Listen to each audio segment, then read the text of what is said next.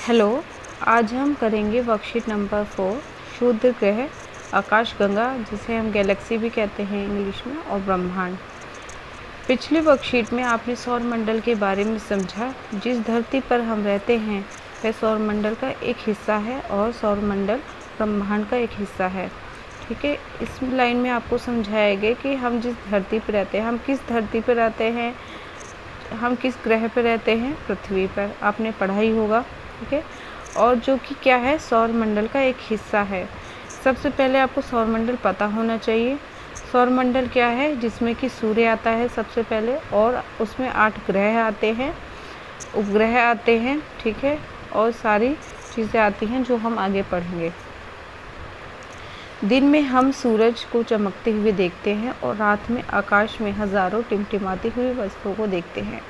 आपने आकाश की तरफ देखा होगा, दिन में सूर्य नज़र आता है और रात में आकाश में टिमटिमाती हुई कई तरह की चीज़ें दिखती हैं। जैसे आपने तारे देखे होंगे जो कि आपको बहुत ही आसानी से दिखाई दे जाते हैं। ये सभी टिमटिमाती हुई चीज़ें, चाहे दिन में हो चाहे रात में हो, उन्हें क्या कहा जाता है, खगोलीय पिंड। तो यहाँ पे आपको क्लियर हुआ होगा खगोलीय पिंड क्या होते हैं, चमकती हुई चीज़ें जो कि हमें आकाश में दिखाई देती है। ठीक है, फिर उसके बाद हम यहाँ पे यूनिवर्स शब्द का प्रयोग किया गया है, जिसका अर्थ है ब्रह्मांड। ये सबसे बड़ी इकाई होती है। जितनी भी हम चीज़ें पढ़ रहे हैं बच्चों, वो सब ब्रह्मांड के अंदर आती है।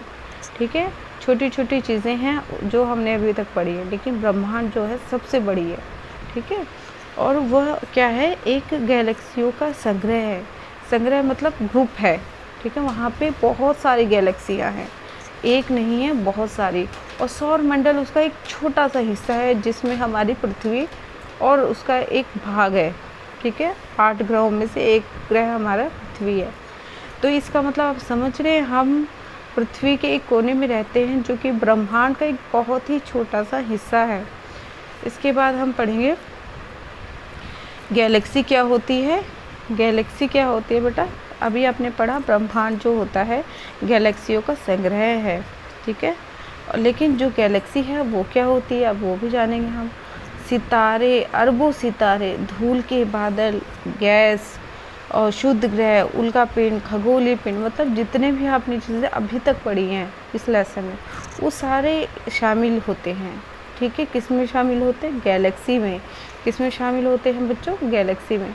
तो गैलेक्सी क्या है, सभी तरह के उल्का पिंड होते हैं, शुद्ध ग्रह होते हैं, गैसें होती हैं। ठीक है, बादल होते हैं धूल के, सितारे होते हैं। ठीक है, मतलब जो चीज़ें आपने सभी पढ़ी हैं, जितने भी नाम सुने, वो सारे गैलेक्सी के अंतर्गत आते हैं। ठीक है बच्चों, अब हम पढ़ेंगे जो ब्रह्मांड है, हमारी जो गैलेक्सी है बच्चों, वो ब्रह्मांड का एक हिस्सा है। ठीक है, और सभी गैलेक्सियाँ मिलकर क्या बनाती हैं, ब्रह्मांड। क्या बनाती हैं, ब्रह्मांड। क्या बनाती हैं, ब्रह्मांड। अब आपको समझ में आ गया होगा, ब्रह्मांड बहुत बड़ा है। ठीक है, उसमें बहुत सारी छोटी छोटी छोटी छोटी क्या है, गैलेक्सियाँ बहुत सारी हैं, बहुत सारी।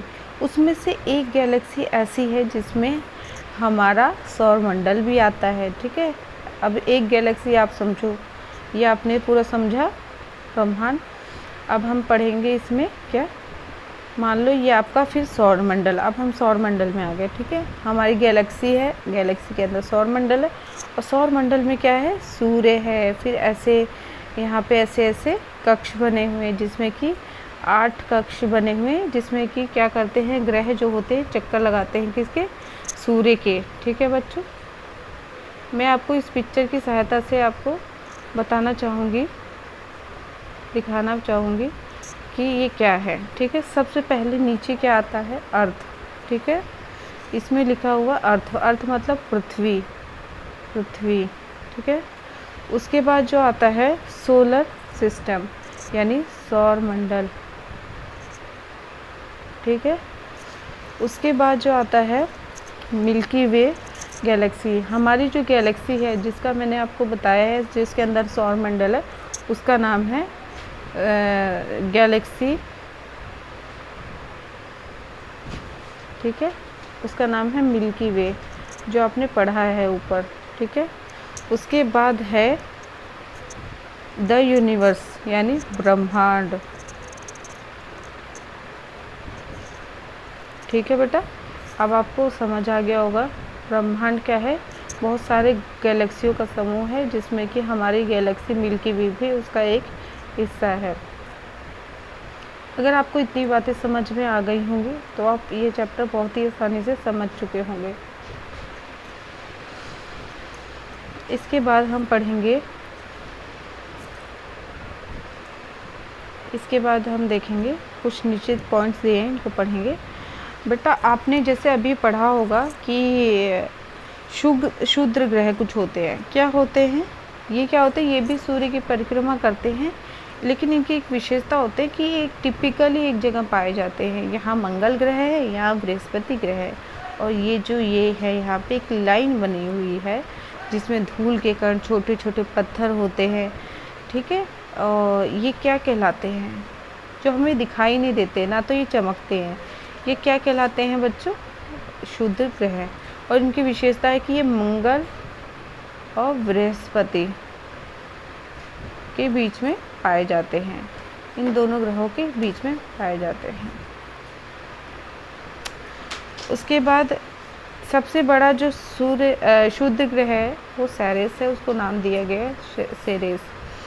और फिर उसके बाद हम पढ़ेंगे हमारे जो आकाश गंगा है, जो सौर मंडल है, उसमें एक छोटे छोटे बहुत सारे पत्थर के टुकड़े भी रह गए हैं जो कि चक्कर लगाते रहते हैं सूर्य के। ठीक है, उन्हें उल्का पिंड कहा जाता है। कभी आपने सुना होगा पृथ्वी पे वायु मंडल में उल्का पिंड गिर गए, और ज़मीन पे कभी आपने गड्ढे देखे होंगे जो कि समुद्र आपका उदाहरण बहुत अच्छा है। आप देखते होंगे छोटे छोटे कहीं झील बनी है, झरना बना है, वहाँ पे झरना नहीं सॉरी झील बनी हुई है, तो वहाँ पे क्या होता है, कई बार उल्का पिंड आसमान से गिरते हैं। ज़्यादातर ये आपस में घर्षण होकर ऊपर ही जल जाते हैं, लेकिन अगर ये जलते भी हैं तो इनके कुछ टुकड़े ज़मीन पे गिर जाते हैं और ये वहाँ पे क्या करते हैं, गड्ढा बना देते हैं। क्या बना देते हैं? गड्ढा।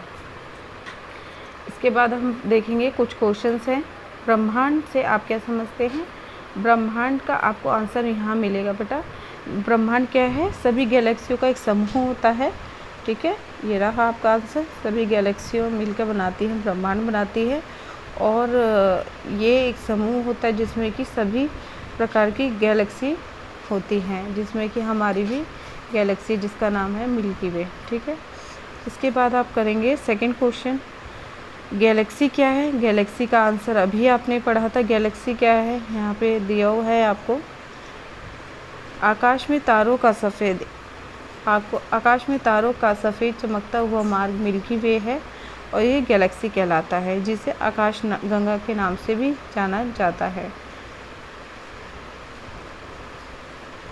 इसके बाद थर्ड क्वेश्चन, अभी मैंने आपको जो ड्राइंग बताई थी मंगल और बृहस्पति के बीच में, वो क्या ग्रह कहलाते हैं? क्षुद्र ग्रह।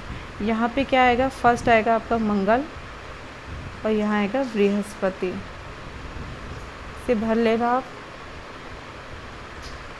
कल्पना कीजिए अगर कोई उल्का पिंड पृथ्वी से टकराए तो क्या होगा बेटा? गड्ढा हो जाएगा। पृथ्वी पे क्या होगा? गड्ढा हो जाएगा, है ना।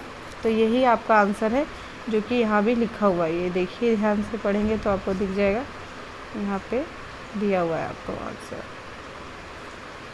ठीक है, ओके, थैंक यू बच्चों।